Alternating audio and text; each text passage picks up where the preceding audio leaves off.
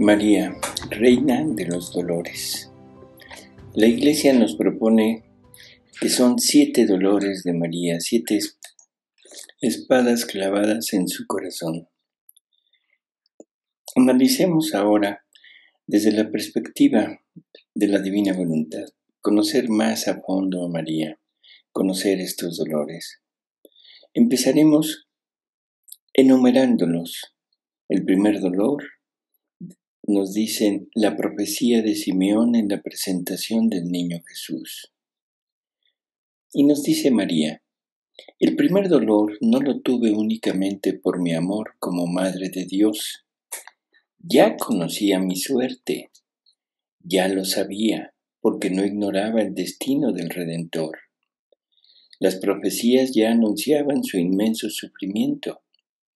El Espíritu de Dios unido a mí me iluminaba aún más de lo que decían las profecías.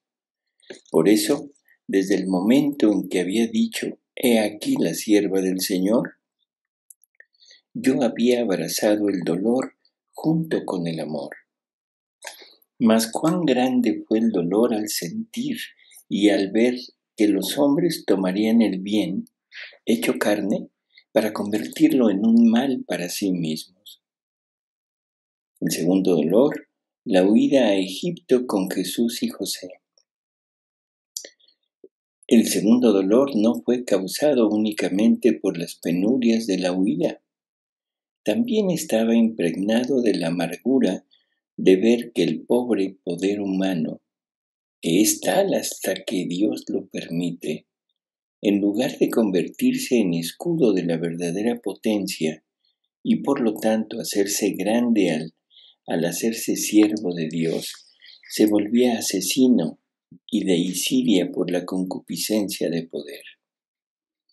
Como vamos viendo, no es el dolor del hecho en sí mismo, no es el dolor de la huida, no es el dolor de la profecía de Simeón, no, es el dolor que eso causó, o sea, nuestra ingratitud, nuestro alejamiento de Él, nuestro rechazo a todo lo que Él nos venía a traer.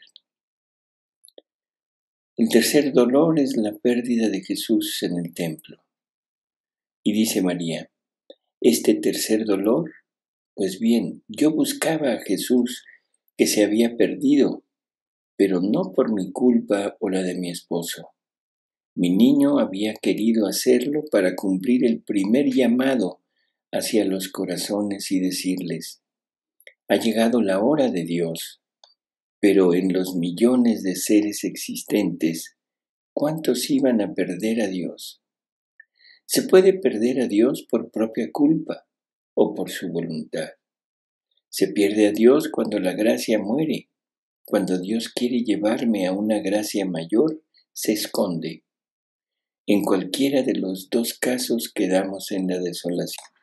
Mi tercer dolor fue causado porque comprendí cuántos deberían beber de ese cáliz para perpetuar la obra redentora.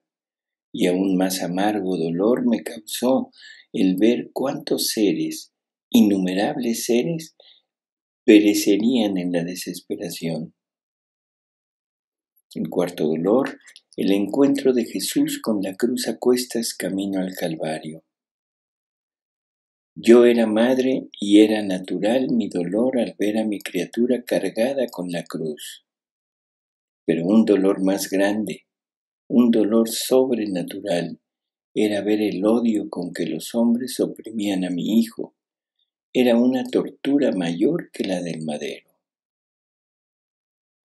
El quinto dolor, la crucifixión y la agonía de Jesús. Esta quinta espada me la clavó el comprender que esa sangre que se colaba de los miembros lacerados, como numerosos regueros de salud, siempre recibiría blasfemias. Y sin embargo, esa sangre hablaba, y habla aún.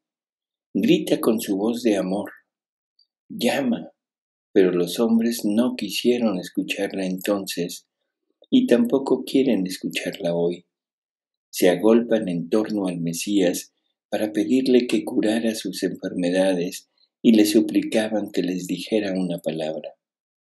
Pero cuando advertían que él no usaba ni sus manos, ni polvo, ni saliva, sino que daba su vida y su sangre para curar la verdadera, la única, la imborrable enfermedad de la que padecían, es decir, la culpa, entonces huían de él más que si fuera un leproso. Y siguen rehuyéndola, que esa sangre caiga sobre nosotros.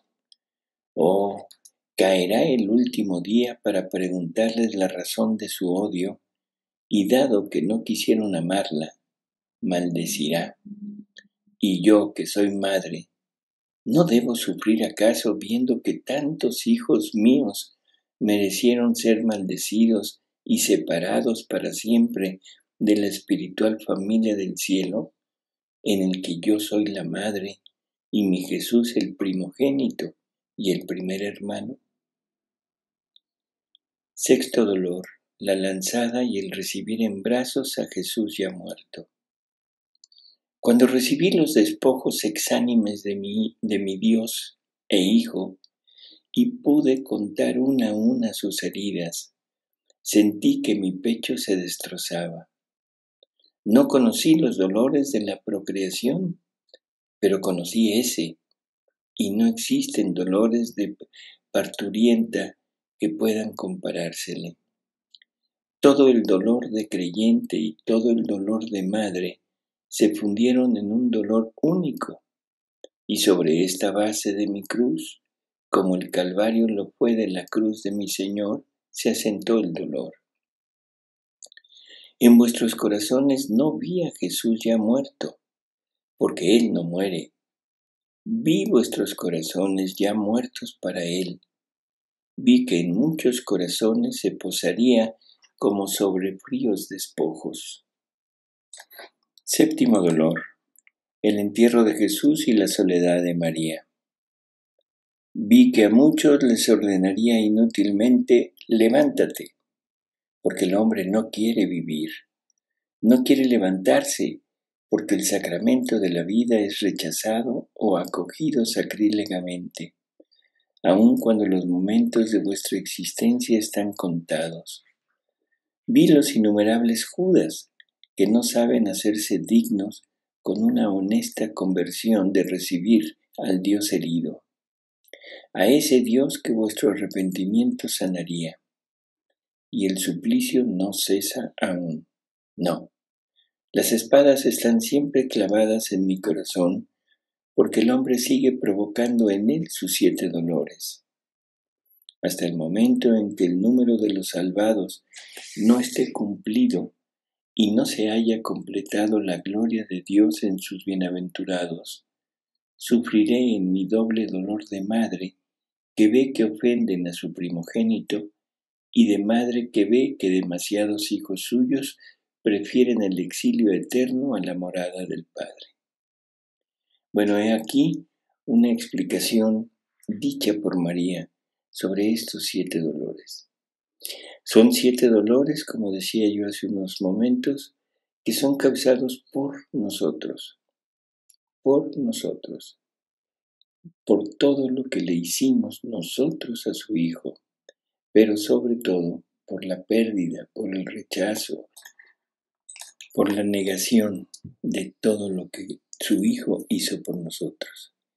Esa es la causa de los dolores de ella, de estas 7 espadas. Ahora vayamos a los escritos de Luisa. En el libro 15, en la lectura 11 de marzo 23 de 1923, Jesús nos dice que el primer rey de los dolores fue Él, y que siendo Él hombre y Dios, debía concentrar todo en Él para poder tener el primado sobre todo, aún sobre los mismos dolores. Pero luego nos dice, los dolores de mi mamá no eran otra cosa que los reflejos de los míos, que reflejándose en ella le participaban todos mis dolores, los cuales traspasándola la llenaron de tal amargura y pena de sentirse morir a cada reflejo de mis dolores, pero el amor la sostenía y le daba de nuevo la vida. Por eso, no solo por honor, sino con derecho de justicia, fue la primera reina del inmenso mar de sus dolores.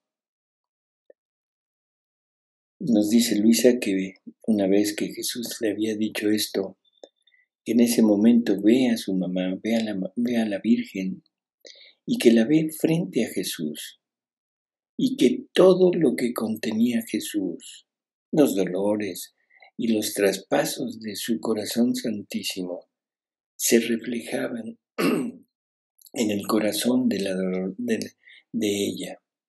Y por cada uno de estos reflejos se formaban tantas espadas en el corazón de la mamá, y que estas espadas eran selladas por un fiat de luz, en la cual, en esta luz, ella quedaba rodeada en medio a tantos fiat de luz, de una luz fulgirísima que le daban tanta gloria que, dice Luisa, le faltan las palabras para narrarla. Y entonces Jesús vuelve a hablarle y le dice: no fueron los dolores los que constituyeron reina a mi mamá y la hicieron refulgir de tanta gloria, sino mi fiat omnipotente, el cual entrelazaba cada acto y dolor suyo y se constituía vida de cada dolor. Así que mi fiat era el acto primero que formaba la espada, dándole la intensidad del dolor que quería. Mi fiat podía poner en aquel corazón traspasado cuantos dolores quería, agregar heridas a heridas, penas sobre penas, sin la sombra de la mínima resistencia.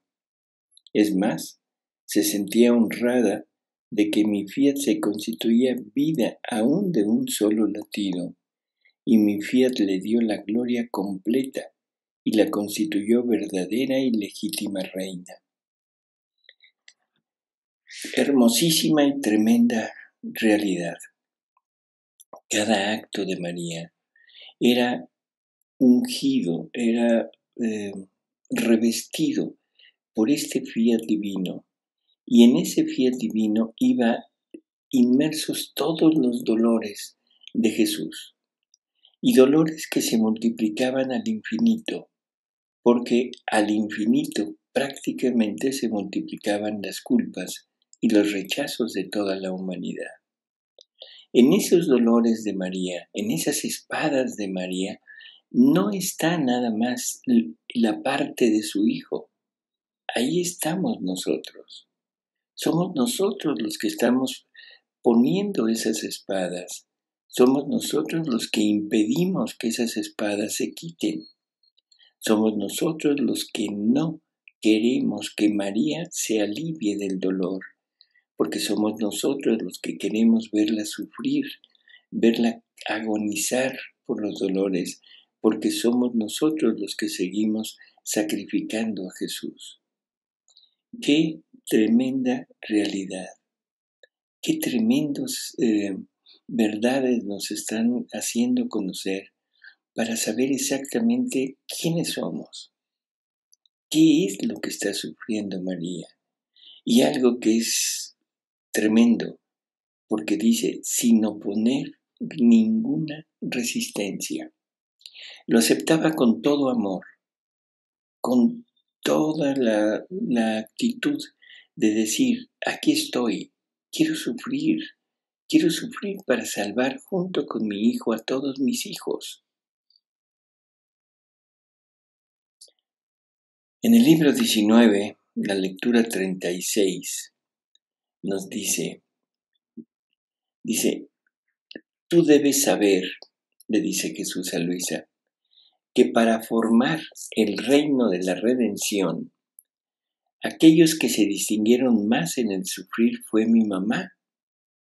Y si bien ella aparentemente no sufrió ninguna pena que conocieran las otras criaturas, con excepción de mi muerte, que fue conocida por todos, y que fue para su materno corazón el golpe fatal y más desgarrador, más que cualquier muerte dolorosísima. Pero como ella poseía la unidad de la luz de mi querer, esta luz llevaba a su corazón traspasado no sólo las 7 espadas que dice la Iglesia, sino todas las espadas, las lanzas, los pinchazos de todas las culpas y penas de las criaturas, que martirizaban en modo desgarrador su materno corazón. Pero esto es nada. Esta luz le llevaba todas mis penas, mis humillaciones, mis aflicciones, mis espinas, mis clavos, las penas más íntimas de mi corazón. El corazón de mi mamá era el verdadero sol, que mientras se ve solo luz, esta luz contiene todos los bienes y efectos que recibe y posee la tierra. Así que se puede decir que la tierra está encerrada en el sol. Así la soberana reina se veía solamente su persona, pero la luz de mi supremo querer encerraba en ella todas las penas posibles e imaginables. Y por cuanto más íntimas y desconocidas estas penas, tanto más estimables y más potentes sobre el corazón divino, para impetrar el suspirado Redentor. Y más que luz solar, descendían en los corazones de las criaturas para conquistarlas y atarlas en el reino de la redención. Así que la Iglesia, de las penas de la celestial soberana, conoce tan poco que se puede decir que son sólo las penas aparentes, y por eso da el número de 7 espadas. Pero si conociera que su materno corazón era el refugio, el depósito de todas las penas, que la luz de mi voluntad todo le llevaba y nada le ahorraba, no habría dicho 7 espadas, sino millones de espadas. Mucho más que siendo penas íntimas, solo Dios conoce la intensidad del dolor de ellas, y por eso con derecho fue constituida reina de los mártires y de todos los dolores. Las criaturas saben dar el peso, el valor a las penas externas, pero de las internas no atinan a darles el justo valor. Ante esta inmensidad de dolores, ante esta inmensidad de espadas, de culpas de toda la familia humana, la pregunta es, ¿cómo pudo ella sostener todo este dolor sin llegar a morir? ¿Cómo lo pudo pasar? Y entonces Jesús, tomando el ejemplo del dolor de María, cuando lo tiene que dejar en el sepulcro y lo que le cuesta separarse de su cuerpo que yacía en él, le va a dar la clave de qué fue lo que sostuvo a María. Y dice, hija, ¿quieres saber cómo es que mi mamá tuvo la fuerza de dejarme? Todo el secreto de su fuerza estaba en mi voluntad reinante en ella. Ella vivía de voluntad divina, no humana, y por eso contenía la fuerza inmensurable. Es más, tú debes saber que cuando mi traspasada mamá me dejó en el sepulcro, mi querer la tenía inmersa en 2 mares inmensos, uno de dolor y el otro más extenso de alegrías, de bienaventuranzas. Y mientras el de dolor le daba todos los martirios, el de la alegría le daba todos los contentos, y su bella alma me siguió al limbo y asistió a la fiesta que me hicieron todos los patriarcas, los profetas, su padre, su madre, nuestro amado San José.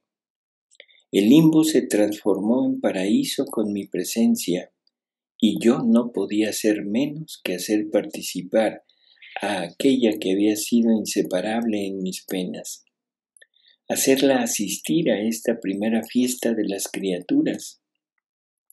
y fue tanta su alegría que tuvo la fuerza de separarse de mi cuerpo, retirándose y esperando el momento de mi resurrección como cumplimiento de la redención.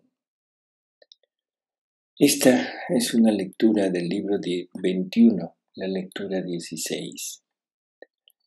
Bueno, este es el secreto de esa fortaleza de María, de ese no morir de María. No morir de María. El querer divino le participaba de todos sus contentos, de todas sus alegrías, de toda su felicidad, y eso era el alivio, eso era el opio para sus dolores. Pero eso no quita todo lo que sufrió por nosotros y por su Hijo. Ahora, viendo todo esto, teniendo en mente que ella sufre, que ella pasa todo lo que su Hijo pasó, no podemos hacer otra cosa que decir: Madre, si tú sufriste lo mismo que sufrió tu Hijo, si tú sufriste los mismos padecimientos con las mismas intenciones y con las mismas causas, si tú sufriste por todos nosotros, por nuestras culpas, y para rehacer nuestros actos y para rehacer nuestra vida junto con tu amado Hijo, ¿qué nos queda decir? Madre, tú cooperaste en la redención. Madre, tú eres corredentora. Esta palabra, esta acción de María que se juzga, que se está tratando de juzgar a través de este quinto dogma que se desea que se establezca, quinto dogma de María, la corredención. Aquí en los escritos de la Divina Voluntad, Jesús lo define perfectamente y lo afirma de una manera contundente, sin lugar a dudas. María es corredentora. Vamos a verlo. La lectura del libro 20, la lectura 54, de enero 30 de 1927. Dice: hija mía, hay diferencia grandísima entre quien debe formar un bien, un reino, y quien debe recibirlo para gozarlo. Yo vine a la tierra para expiar, para redimir, para salvar al hombre. Para hacer esto me tocaban las penas de las criaturas, tomarlas sobre mí como si fuesen mías. Mi mamá divina, que debía ser corredentora, no debía ser desemejante de mí. Es más, las 5 gotas de sangre que me dio de su corazón purísimo para formar mi pequeña humanidad salieron de su corazón crucificado. Para nosotros las penas eran oficios que venimos a cumplir. Por eso todas eran penas voluntarias, no imposición de la frágil naturaleza. En el libro 17, la lectura 35 de marzo 15 de 1925 nos dice: además de mí está mi celestial mamá, que tuvo la misión única de madre del Hijo de Dios y el oficio de corredentora del género humano. La misión de María, ser madre de Jesús. El oficio, corredentora del género humano. Como misión de maternidad divina, fue enriquecida de tanta gracia que, unido todo junto lo de todas las demás criaturas, jamás podrán igualarla. Pero esto no bastó para atraer al Verbo a su seno materno. Abrazó a todas las criaturas, amó, reparó, adoró a la Majestad Suprema por todas, de manera de poder hacer ella sola todo lo que las generaciones humanas debían hacer hacia Dios. Entonces, en su corazón virginal, tenía una vena inagotable hacia Dios y hacia todas las criaturas. Cuando la divinidad encontró en esta Virgen la compensación del amor de todos, se sintió raptar y en ella hizo su concepción.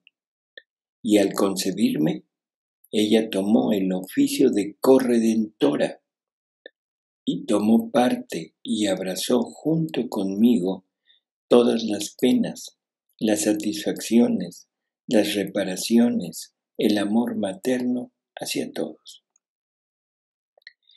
Como vamos viendo, prácticamente estamos ante una afirmación contundente de Jesús, en donde nos confirma el papel de corredentora, el oficio de corredentora. Una última lectura del libro 17, la lectura 41, de mayo 4 de 1925. Y dice: la misión de mi voluntad reflejará la Santísima Trinidad en la tierra.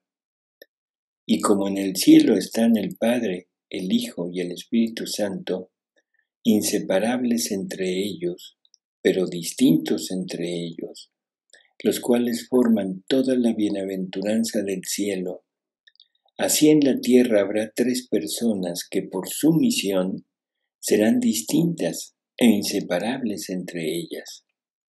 La Virgen con su maternidad, que refleja la paternidad del Padre Celestial y encierra su potencia para cumplir su misión de Madre del Verbo y corredentora del género humano.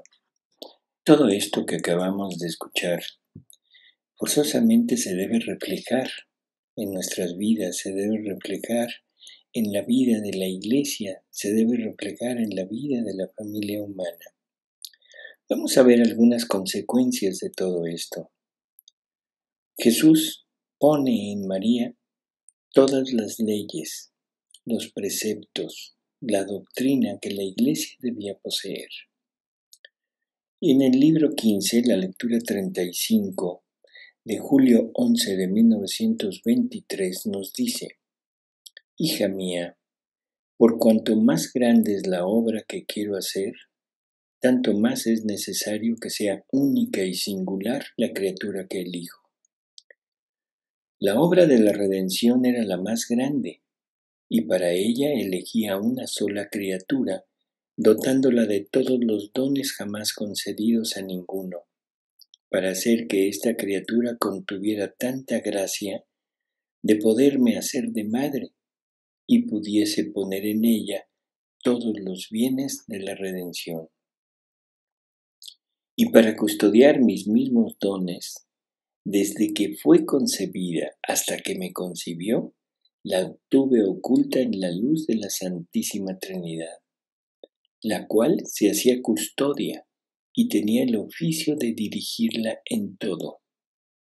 Después, cuando quedé concebido en su seno virginal, siendo yo el verdadero, la cabeza y el primero de todos los sacerdotes, tomé la tarea de custodiarla y de dirigirla en todo, hasta el movimiento de su latido. Y cuando yo morí, la confié a otro sacerdote, el cual fue San Juan, un alma tan privilegiada que contenía todas las gracias, única en la mente divina, única en la historia. No quise dejarla hasta el último de sus respiros sin la asistencia de un representante mío. A nuestra mamá la confiamos a San Juan para poner en él y de él a la Iglesia los tesoros, las gracias, todas mis enseñanzas que en el curso de mi vida, cuando ella estaba confiada a mí y haciéndole de sacerdote, yo puse en ella, como en un santuario, todas las leyes, los preceptos, las doctrinas que la Iglesia debía poseer. Y ella, fiel como era y celosa aún de una sola palabra mía, para que no se perdieran, las puso en mi fiel discípulo Juan. Así que mi mamá tiene el primado sobre toda la Iglesia. San Pío X, en la encíclica Ad Diem del 2 de febrero de 1904, nos dice que por esta comunión de dolores y de voluntad entre María y Cristo, mereció ser dignísimamente hecha reparadora del orbe perdido y por lo tanto dispensadora de todos los dones que nos ganó Jesús con su muerte y su sangre. Puesto que aventaja a todos en santidad y en unión con Cristo, y fue asociada por Cristo a la obra de la salvación humana, nos merece lo que Cristo mereció, y es la ministra principal de la concesión de las gracias. Si entendemos esto, así al pie de la letra, ahora vamos a entender perfectamente lo que Jesús nos dice en el libro 33, lectura 43, de julio 8 de 1935, donde nos dice: Hija mía, cómo es bella mi mamá, su majestad es encantadora, ante su santidad se abajan los cielos, sus riquezas son interminables e incalculables, ninguno puede decirse similar a ella. Por eso, ella es señora, madre y reina. ¿Pero sabes cuáles son sus riquezas? Las almas. Cada alma vale más que un mundo entero. Ninguno, oigan bien, ninguno entra en el cielo si no es por medio suyo y en virtud de su maternidad y de sus dolores. Así que cada alma es una propiedad suya. Por eso se le puede dar, de hecho, el nombre de verdadera señora. Claro, si no obtenemos de María lo que Jesús nos obtuvo y que Él dejó en su madre para que ella nos lo dispensara a nosotros a través de la Iglesia, yo pregunto, ¿a través de quién podemos entrar al cielo? Si no es por medio de María, si no es por medio de esta transmisión de todo lo que su Hijo logró para nosotros, no podríamos entrar al cielo. Junto con esto, María es depositaria de la Eucaristía. En el libro 21, la lectura 16 de abril 16 de 1927, dice: Hija mía, cuando hago un acto, primero veo si hay al menos una criatura donde poner el depósito de mi acto, a fin de que tome el bien que hago, lo tenga custodiado y bien defendido. Ahora, cuando instituí el Santísimo Sacramento, busqué a esta criatura, y mi reina mamá se ofreció a recibir este acto mío y el depósito de este gran don, diciéndome: Hijo mío, si te ofrecí mi seno y todo mi ser en tu concepción para tenerte custodiado y defendido, ahora te ofrezco mi corazón materno para recibir este gran depósito, y dispongo en orden de batalla en torno a tu vida sacramental mis afectos, mis latidos, mi amor, mis pensamientos, toda yo misma, para tenerte defendido, cortejado, amado, reparado. Tomo yo el empeño de corresponderte por el gran don que haces. Confía en tu mamá, y yo pensaré en la defensa de tu vida sacramental. Hermosísima verdad. Jesús sacramentado ya está defendido. No importa lo que nosotros hagamos, Jesús tiene el consuelo de su madre que repara todos los daños, todas las ingratitudes, todas las ofensas, todos los sacrilegios que la familia humana hace. Verdaderamente María es no solo madre de Jesús, no solo es la defensora, no solo es corredentora, sino que ahora se vuelve la reparadora de nuestras comuniones, de nuestras malas comuniones, de todo lo que le hacemos a Jesús sacramentado. En el libro 33, la lectura 43 de julio 8 de 1935, dice: Debes saber que cuando instituí el sacramento de la Eucaristía, el fiat divino de mi mamá estaba junto con el mío, y juntos pronunciamos el fiat para que el pan y el vino fueran transubstanciados en mi cuerpo, sangre, alma y divinidad. Así como al concebirme quise su fiat, así lo quise en este solemne acto que daba principio a mi vida sacramental. ¿Quién habría tenido corazón de hacer a un lado a mi mamá en un acto en el cual mi amor se desahogaba con excesos tan exuberantes que llega a lo increíble? Es más, no solo estuvo junto conmigo, sino que la constituí reina del amor de mi vida sacramental. Y ella, con amor de verdadera madre mía, me ofreció su seno de nuevo, su bella alma, para tenerme defendido y reparado por las ingratitudes horrendas y sacrilegios enormes que desdichadamente habría recibido en este sacramento de amor. No solo al instituir el Santísimo Sacramento, sino en todos los actos que hice en todo el curso de mi vida, en virtud del único querer del cual estábamos animados, lo que hacía yo, hacía mi mamá. Si hacía milagros, estaba junto conmigo a obrar el prodigio. Ojo con esto, no era concurrir, no era estar junto para acompañarlo en el milagro, sino dice a obrar, estaba junto conmigo a obrar el prodigio. O sea que María participaba en llevar a cabo el milagro. Y se sentía en la potencia de mi voluntad a la soberana del cielo, que junto conmigo llamábamos a vida a los muertos. Si sufría, estaba junto conmigo a sufrir. No hubo cosa en la que no tuviera la compañía de ella, y su obrar y el mío fundidos juntos.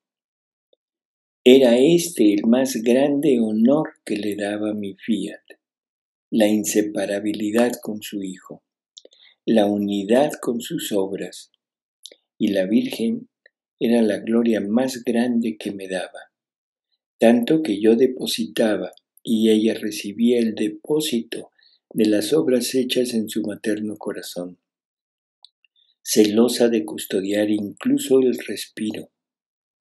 Esta unidad de voluntad y de obras encendía tal amor entre uno y otro que era bastante para incendiar todo el mundo entero y consumirlo de puro amor. Para finalizar, yo sí quisiera insistir un poquito en este último parrafito, porque es hermosísimo, y no solamente para ver lo que María es, no solamente para ver todo lo que Jesús y la divinidad obró en ella, que era el más grande honor que María recibía, y la inseparabilidad con Jesús, la unidad de obras, eso es lo que ella recibe. Pero, dice Jesús, era la gloria más grande que me daba. O sea que la gloria más grande que le podemos dar a Jesús es semejante a esto, la inseparabilidad de obras, ese concurrir con Él, ese estar junto con Él en su voluntad. Eso es lo que deberíamos de ver. Nunca podremos llegar a compararnos con la Virgen, jamás. No importa la vida o no vida que llevemos en la divina voluntad. Eso no tiene importancia. Nunca podremos llegar a las alturas de la Virgen, pero el vivir en la divina voluntad me puede dar la inseparabilidad igual que a María. Eso sí me lo puede dar. Y esa es la más grande gloria que le podemos dar a Jesús.